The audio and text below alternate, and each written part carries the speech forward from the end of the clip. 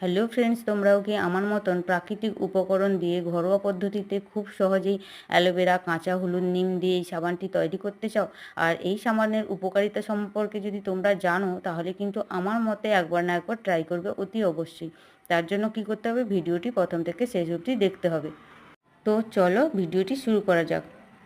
আর তার জন্য আমি নিয়ে নিয়েছি এখানে নিম পাতা, অ্যালোভেরা ও কাঁচা হলুদ। এই উপকরণগুলো পরিষ্কারভাবে আমি ধুয়ে নিয়েছি আর কাঁচা হলুদের খোসাটা ছাড়িয়ে নিয়েছি।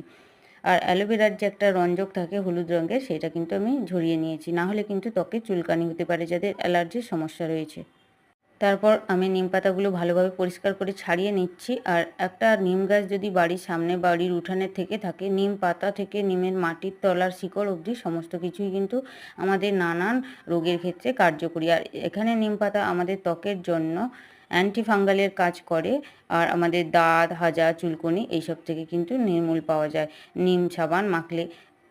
তারপরে নিয়ে নিয়েছি অ্যালোভেরা। অ্যালোভেরা ত্বকের যত্নে উপকারিতা এবং ভূমিকা অপরিসীম। রোদে পড়া, দাগ, র্যাশ এবং চুলকানির মতন সমস্যা থেকে নিরাময় পেতে অ্যালোভেরা বা ঘৃতকুমারী খুবই একটি উপকারী উদ্ভিদ। আমাদের মুখের পিম্পল দূর করতে ও ত্বকের সৌন্দর্য ফিরিয়ে আনতে অ্যালোভেরার ভূমিকাও অতুলনীয়।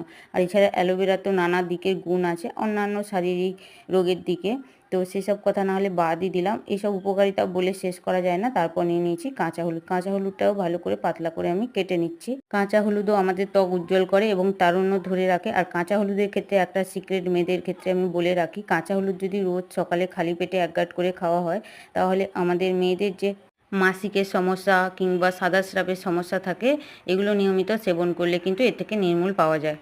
সমস্ত উপকরণ মিক্সিং বোলের মধ্যে নিয়ে নিয়েছি। তোমরা চাইলে শিলনোড়ায় বেটে নিতে পারো। এখন প্রত্যেকের ঘরেই মিক্সি আছে, তাই ঝুটঝামেলা নেই বাটা ছাটার ক্ষেত্রে।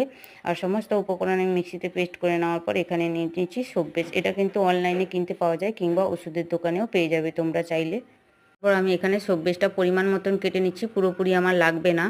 সাবানটা তৈরির সময় মাথায় রাখতে হবে সব্বেজের পরিমাণটা যেন যেই উপকরণটা আমরা সাবানের জন্য তৈরি করেছি তার পেস্টের দ্বিগুণ যেন হয়, নইলে কিন্তু সাবানটা খুব ভালোভাবে জমবে না, একটু নরম থেকে যাবে। আর সব্বেজটা আমি একটা গ্রেটারের সাহায্যে ভালোভাবে গ্রেট করে নিচ্ছি। তোমরা চাইলে ডুমো ছোট ছোট করে কেটে নিতে পারো তোমাদের সুবিধা অনুযায়ী। এইভাবে গ্রেট করে নিলে সব্বেজটা কিন্তু খুব তাড়াতাড়ি গলে যায়, সেই কারণেই আমি গ্রেট করে নিচ্ছি।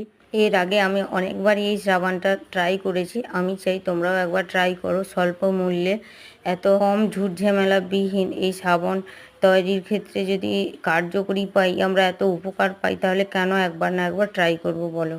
তার জন্য আমার সমস্ত সব্বেজটা একদম গ্রেট করে রেডি হয়ে গেছে। একটা সিলভার বয়মের মধ্যে নিয়ে নিচ্ছি। সিলভার বয়মের মধ্যে নিলেই ভালো, পরিষ্কার করার কোনো ঝামেলা থাকে না। আর যে পাত্রেই করো না কেন, এটা কিন্তু জল দিয়ে ভিজিয়ে রাখলে অতি সহজেই পরিষ্কার হয়ে যায়, তাই ভয় নেই কোন বয়ামে পুড়ে যাবে বা লেগে যাবে, সেই সময়ের কোনো কিন্তু ভয় নেই। আর সমস্ত সবজি একটা সিলভারের বয়ামের মধ্যে আমি নিয়ে নিয়েছি। আর মিক্সিং বোলের মধ্যে দেখো আমি পাতার যে পেস্টটা করে দিয়েছিলাম, হলুদ, অ্যালোভেরা সমস্ত কিছু পেস্টটা বেশ ভালোভাবেই হয়েছে। একটু একটু দানা দানা ভাব থেকে গেছে। যতই ভালো করে পেস্ট করো, পাতার যে অংশগুলো সেগুলো তো একটু থাকবে, কিন্তু আমি এগুলো কিন্তু পুরোপুরি ব্যবহার করব, কোনো কিছু ছাঁকবো না। তোমরা চাইলে চেপে রসটা বের করে নিতে পারো, কিন্তু এক্ষেত্রে রসটা বের করলে অনেকাংশেই কিন্তু বাদ হয়ে যায়। আর আমি এখানে কোনো অংশই বাদ দিব না, সমস্ত কিছুই কিন্তু সাবানের মধ্যে দিয়ে নিব, যাতে করে যখন আমরা গায়ে মাখবো সাবানটা তখন স্ক্রাবারের মতন ব্যবহার হয়ে যাবে, বেশ ভালোভাবেই কিন্তু নোংরাটা পরিষ্কার হবে। সেই কারণে আমি সমস্ত পেস্টটাই নিয়ে নিয়েছি, একটু ছাঁকিনি। আর তোমরা চাইলে ছাঁকতে পারো, নাও ছাঁকতে পারো, তোমাদের মর্জি মতন। আর সব্বেজটা দেখো গরম জল দিয়ে নিয়েছি একটা কড়াইয়ের মধ্যে, স্ট্যান্ড দিয়ে বয়ামটা আমি বসিয়ে গলিয়ে নিচ্ছি। এইভাবেই গরম জলের উপরেই বসিয়ে গলাতে হবে, ডাইরেক্ট কোনো তাপের উপর বসানো যাবে না, তাহলে কিন্তু লেগে যাবে। আর সমস্ত সব্বেজটা ধীরে ধীরে গলিয়ে নিয়েছি। আর তারপর যে পেস্টটা আমি তৈরি করে রেখেছিলাম সেই পেস্টটা আমি দিয়ে নিচ্ছি। আর এই পেস্টটা দেওয়ার পর কিন্তু সব্বেজের মধ্যে কালারটা দেখুন কালো হয়ে এসছে। এই কালারটা যতই কালো দেখতে হোক না কেন, গুণাগুণের দিক থেকে কিন্তু অনেকটাই ভালো। আর সেই কালার দেখে লাভ নেই, গুণ দেখেই লাভ। তাই সমস্ত সব্বেজের মধ্যে আমি পেস্টটা দিয়ে সম্পূর্ণভাবে চামচ দিয়ে নাড়াচাড়া করে মিশিয়ে নিয়েছি। আর এ পর্যায়ে কিন্তু আমি এখানে 3টে ইভিয়ন ট্যাবলেটও ব্যবহার করেছি, তোমরা চাইলে ব্যবহার করতে পারো। আসলে একা হাতে করছি, সেটা স্কিপ হয়ে গেছে, তোমাদের দেখানো হয়নি। ওষুধের দোকানে, যে কোনো ওষুধের দোকানে এভিএন ট্যাবলেট বললেই কিন্তু দিয়ে দিবে। আর তোমরা না চাইলে নাও ব্যবহার করতে পারো। আর এটা সম্পূর্ণভাবে ঠান্ডা করা যাবে না, হালকা গরম থাকবে, তখনই কিন্তু যে কোনো তরকারি খাওয়ার ছোট বাটি স্টিলের যে বয়ামগুলা থাকে তাতেও দিয়ে নিতে পারো। কিন্তু আমার এখানে সাবান বানানো মগ ছিল, ওইতেই কিন্তু আমি সাবানগুলো তৈরি করে নিচ্ছি।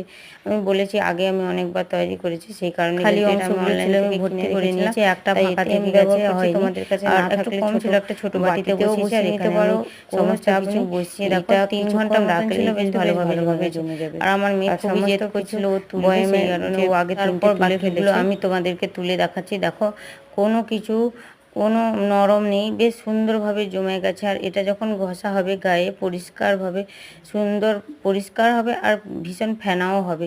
কোনো পুরো একদম অরিজিনাল সাবানের মতন, বেশি ব্যয়বহুল না, ঝামেলা ছাড়া তোমরা কিন্তু অতি সহজেই বানিয়ে নিতে পারো। আর এত সুন্দর সাবান কেন তোমরা বানাবে না? আমি চাই তোমরা একবার না একবার ট্রাই করো। আর আমার এই সাবানটা কেমন লাগলো তোমাদের অতি অবশ্যই কমেন্ট করে যেও, লাইক করে যেও, আর অবশ্যই চ্যানেলটা সাবস্ক্রাইব করে যেও। আজকের মতন ভিডিওটা এই পর্যন্ত।